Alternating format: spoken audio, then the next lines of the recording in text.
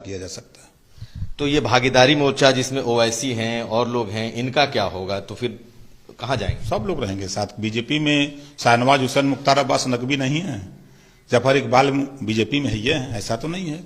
कश्मीर में महबूबा मुफ्ती समझौता करके सरकार बीजेपी ने बनाई ही है, कोई नई बात तो है नहीं। तो फिर भागीदारी मोर्चा आपका कैसे रहेगा? ओवैसी थोड़ी बीजेपी के साथ रहेंगे अगर आप चले गए। क्यों नहीं रहेंगे?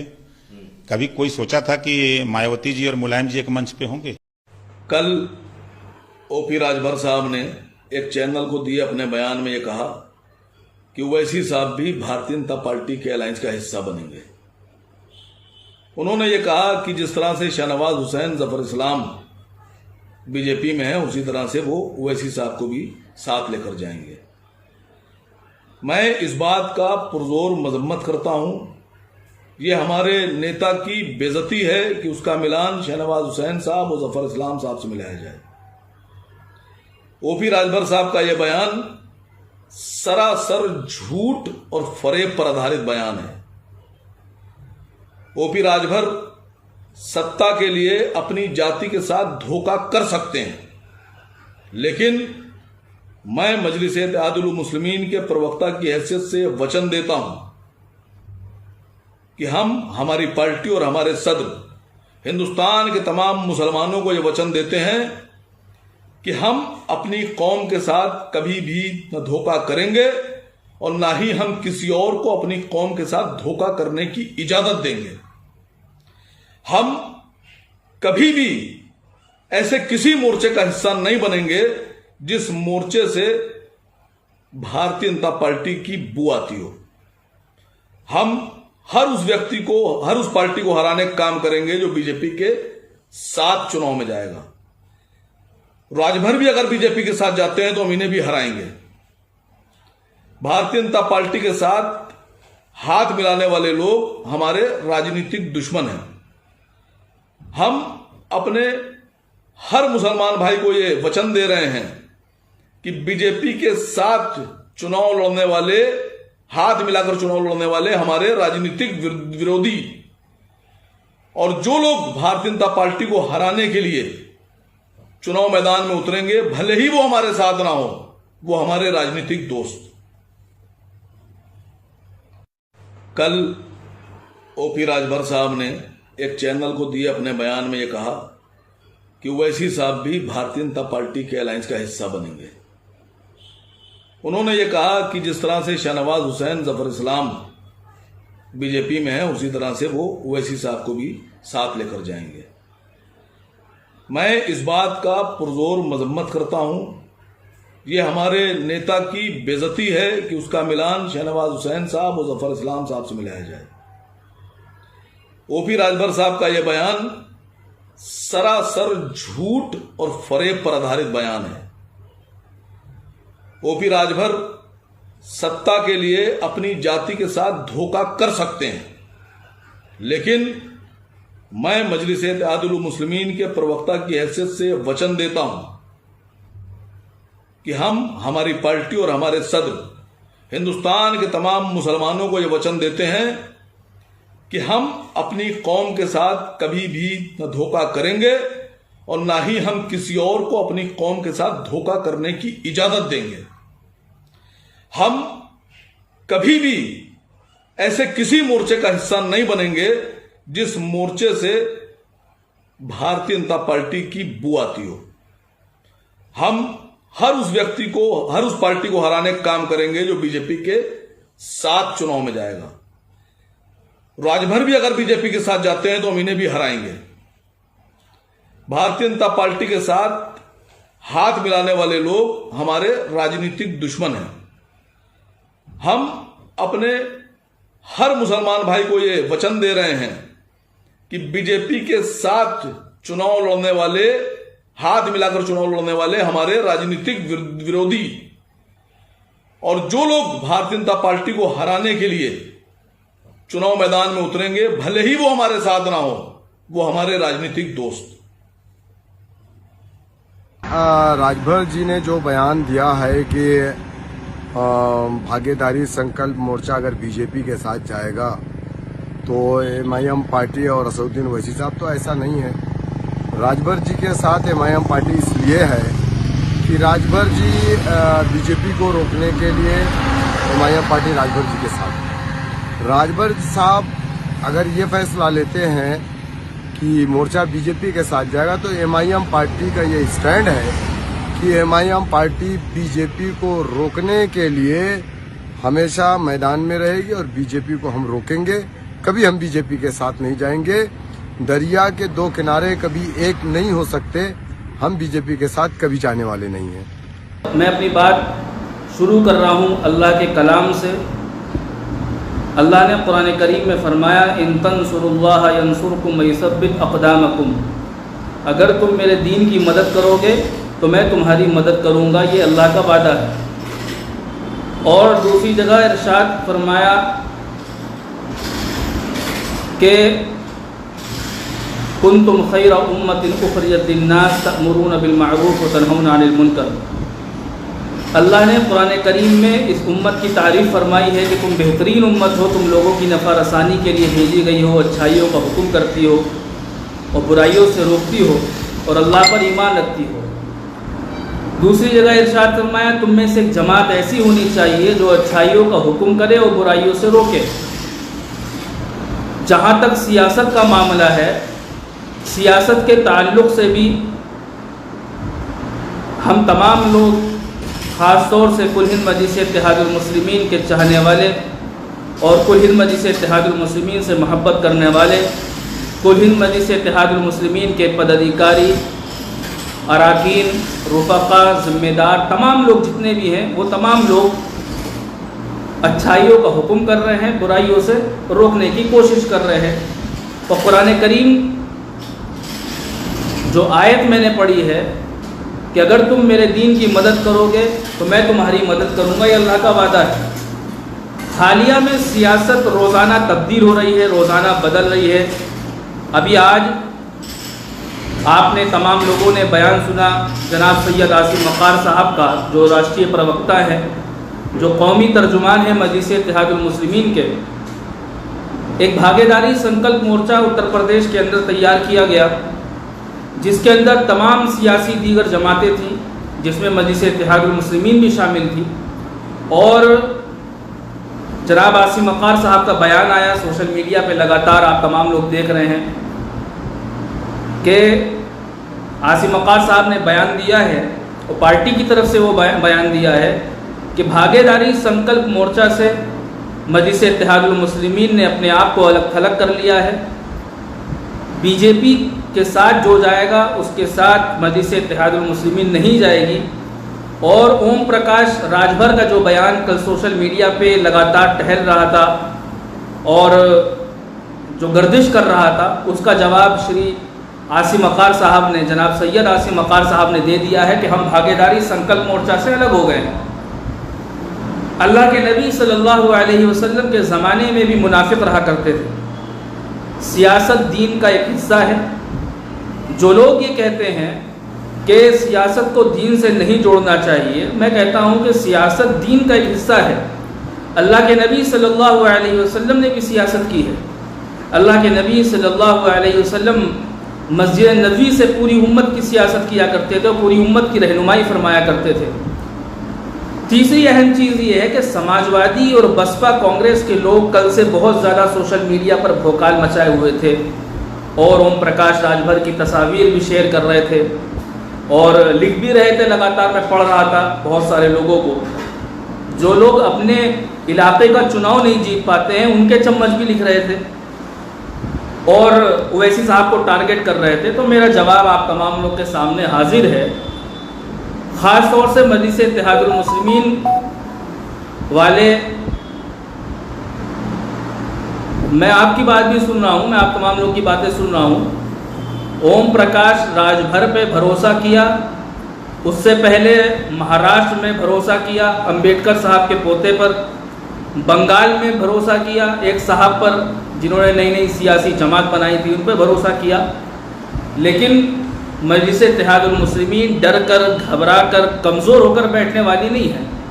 मजलिस इत्तेहादुल मुस्लिमीन उत्तर प्रदेश के अंदर पूरी ताकत के साथ चुनाव लड़ेगी और ये मुसलमानों के लिए सोचने और समझने की ज़रूरत है कि किस तरीके से धोखा दिया जा रहा है, आपको सियासत से अलग किया जा रहा है, आपको सियासत का हिस्सा नहीं बनाया जा रहा है, आपको सिस्टम का हिस्सा नहीं बनाया जा रहा है, आपको तो सिर्फ तेजपात के पत्ते की तरह इस्तेमाल किया जा रहा है। और मैं हमेशा से कहता आया हूँ कि समाजवादी और बसपा और कांग्रेस के लोगों से मेरा हमेशा सवाल रहा है कि ओवैसी साहब को सियासत का हिस्सा क्यों नहीं बनाते, ओवैसी साहब को सियासत का हिस्सेदार क्यों नहीं बनाते। बड़ा सवाल लेकर मैं आप तमाम लोग के सामने हाजिर होता हूँ। हर बार कहता हूँ मैं कि ओवैसी साहब को सियासी अछूत क्यों समझा जाता है। ओवैसी साहब पर तरह तरह के इल्ज़ाम कि बीजेपी की बी टीम है, सी टीम है। अब देखिए भागीदारी संकल्प मोर्चा से ओवैसी साहब अलग हो गए हैं, अलग हो गए ना।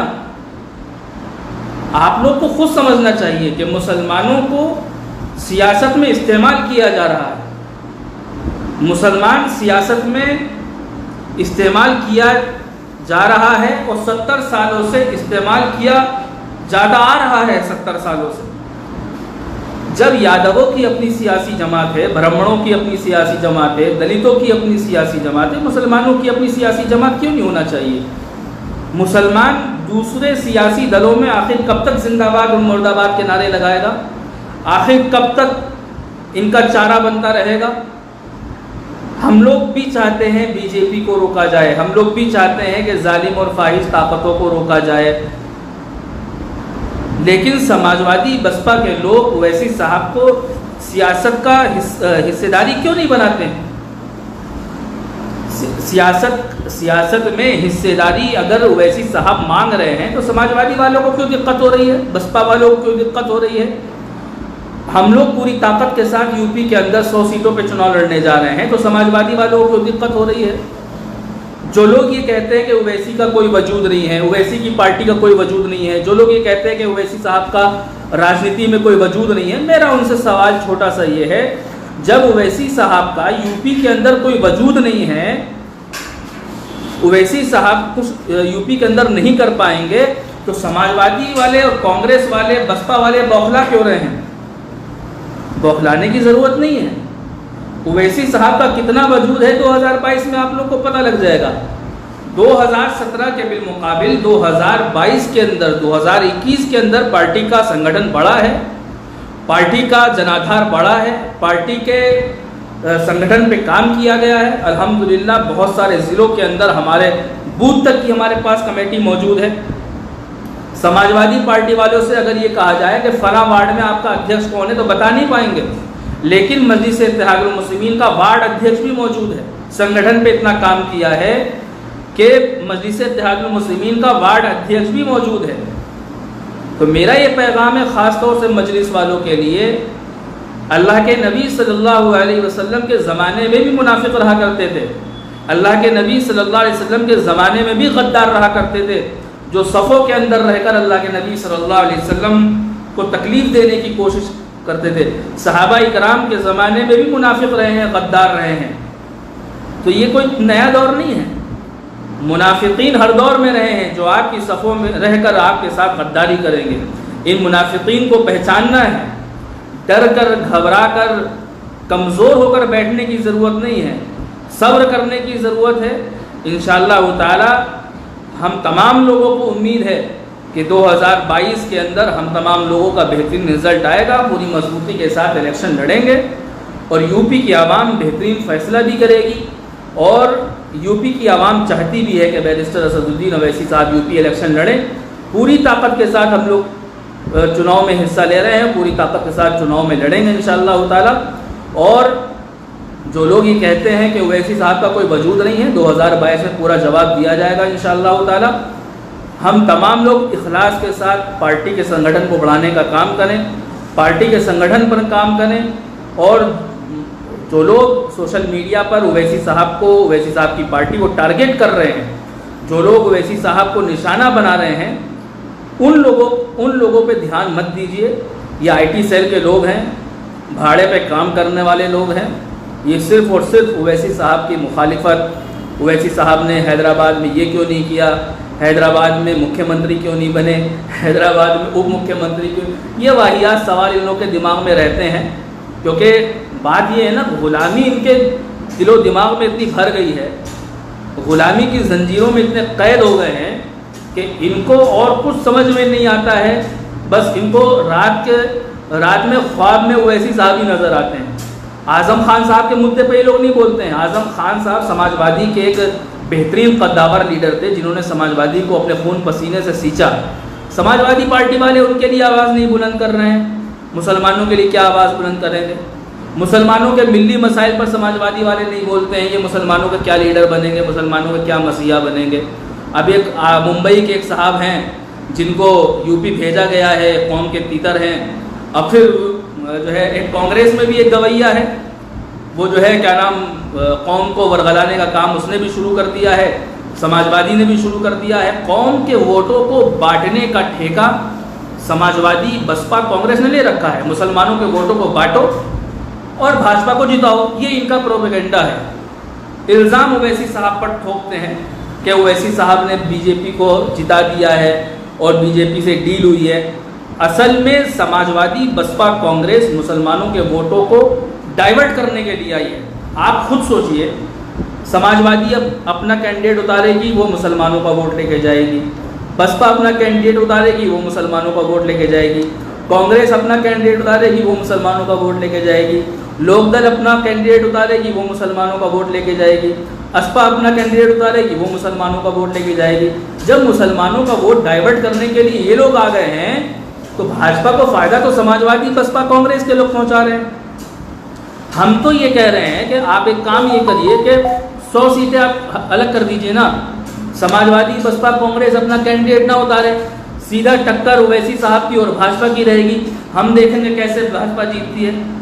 यूपी के अंदर 150 से ज़्यादा सीटें इतनी ऐसी हैं जहां पर ओवैसी साहब और भाजपा आकर चुनाव लड़े, सिर्फ ये लोग, तो ओवैसी साहब की 99% सारी सीटें निकलेंगी। लेकिन समाजवादी बसपा कांग्रेस के लोग भाजपा को जिताने के लिए ये लोग असल खेल करते हैं। इल्ज़ाम ओवैसी साहब पर आता है, ठीकरा ओवैसी साहब पर फोड़ते हैं कि ओवैसी साहब ने आकर हरा दिया है, हमें हरा दिया है, फिर रोते रहेंगे। हम कह रहे हैं कि सियासत में हमको हिस्सा बना, सियासत में हिस्सेदारी दीजिए। हम कह रहे हैं भाजपा को हराने के लिए गठबंधन करिए। हम इनसे कह रहे हैं कि जो है मुसलमानों को सियासत में हिस्सेदारी दीजिए, लेकिन ये लोग नहीं कर रहे। जब हार जाएंगे तो ओवैसी साहब पर ठीकरा फोड़ेंगे अपनी हार का। 70 सालों से मुसलमान बदहाली की ज़िंदगी गुजारने पे मजबूर है, इसका जिम्मेदार कौन है? ओवैसी साहब को सिस्टम का हिस्सा क्यों नहीं बनाते? सवाल है ना। समाजवादी वालों, कांग्रेस वालों, बसपा वालों, अपने आकाओं से सवाल करो कि ओवैसी साहब को सियासत का हिस्सा क्यों नहीं बना रहे हैं, सिस्टम का हिस्सा क्यों नहीं बना रहे हैं, गठबंधन क्यों नहीं कर रहे हैं? करिए ना, हम फिर देखते हैं भाजपा कैसे जीतती है। खैर, मैंने जो कुरान करीम की आयत पढ़ी है, अपने कदम को जमाए रखिए, इंशाअल्लाह अल्लाह की गैबी नुसरत और मदद आएगी और ज़रूर आएगी इंशाअल्लाह ताला। सब्र और हिम्मत से काम करिए। जो लोग सोशल मीडिया पर वाहियात पोस्टें डालकर पार्टी के लोगों को वरगलाने की कोशिश कर रहे हैं, ओवैसी साहब की पार्टी के लोगों को चिढ़ा रहे हैं, मैं उनसे कह रहा हूं कि आप बिल्कुल बेखबर रहिए। यकीनन मजलिस ने आपकी रातों की नींदों को हराम कर दिया है। आप लोग परेशान हैं। 2022 के इंतखाबात आने दीजिए। कितना मजलिस का वजूद है वो इंशाअल्लाह पता लग जाएगा। मजलिस पूरी ताकत के साथ इंशाअल्लाह 100 सीटों पर इलेक्शन लड़ेगी और इंशाअल्लाह जीतेंगे भी इंशाअल्लाह ताला। मैं अपने तमाम नाज़रीन से गुजारिश करूंगा कि आप तमाम लोग वीडियो को शेयर करिए। डर कर घबरा कर बैठने की ज़रूरत नहीं है। मायूस मत होइए, मायूस बिल्कुल मत होइए, नाउम्मीद मत होइए। कौन आ रहा है, कौन जा रहा है, इसकी फ़िक्र मत करिए। आप मजबूत रहिए, इंशाअल्लाह ताला कोई भी आपका मुकाबला नहीं कर सकता इंशाअल्लाह ताला। आपके अंदर अल्लाह ने वो सलाहियत रखी है। मुत्तहिद हो तो बदल डालो निज़ामे गुलशन, मुंतशिर हो तो मरो, शोर क्यों मचाते हो? तो मुत्तहिद होने की ज़रूरत है। अब जो है यकजहती की ज़रूरत है, एकजुट होने की ज़रूरत है। ये अल्लाह ने आप तमाम लोगों को दिखा दिया है कि ये लाएतबार लोग हैं। अल्लाह के नबी सल्लल्लाहु अलैहि वसल्लम के ज़माने में, सहाबा इकराम रज़ियल्लाहु ताला अन्हुम अजमईन के ज़माने में भी मुनाफिक और गद्दार रहते थे। ऐसे गद्दारों को, मुनाफिकों को, जो आपकी सफ़ों में रहकर आपको कमज़ोर करने की कोशिश कर रहे हैं, ऐसे लोगों को पहचानने की ज़रूरत है। आप लोग मुनज़्ज़म रहिए, अपनी जमात को, अपनी लीडरशिप को तैयार करिए, अपनी क़यादत को मजबूत करिए। इंशाअल्लाह ताला अल्लाह की गैबी नुसरत ज़रूर आएगी। दुआ भी करिए मजलिस इत्तेहादुल मुस्लिमीन के लिए कि अल्लाह ताला मजलिस इत्तेहादुल मुस्लिमीन को कामयाबी अता फरमाए। और जो लोग मजलिस इत्तेहादुल मुस्लिमीन को तंग नज़री से देख रहे हैं, जो लोग मजलिस इत्तेहादुल मुस्लिमीन के ख़िलाफ़ साजिश रच रहे हैं, जो लोग मजलिस इत्तेहादुल मुस्लिमीन को कमज़ोर समझ रहे हैं, अल्लाह ताला ऐसा वक्त लाए कि उनको सबक भी मिले और अल्लाह ताला मजलिस इत्तेहादुल मुस्लिमीन को कामयाबी दे। इंशाअल्लाह फिर किसी मौजू पे आपके दरमियान में हाजिर होऊंगा। अपने भाई